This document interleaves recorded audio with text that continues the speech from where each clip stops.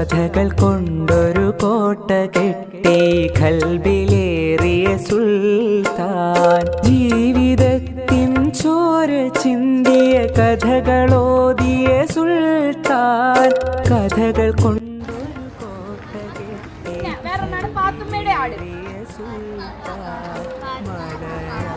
മതിലുകൾ.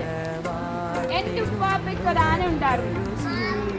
ശബ്ദങ്ങൾ, ജന്മദിനം, വിശ്വവിഖ്യാതനായ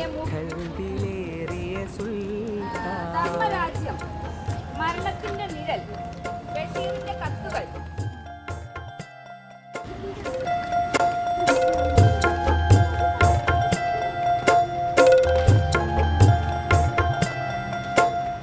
മലയാളത്തറവാട്ടിലുണ്ടു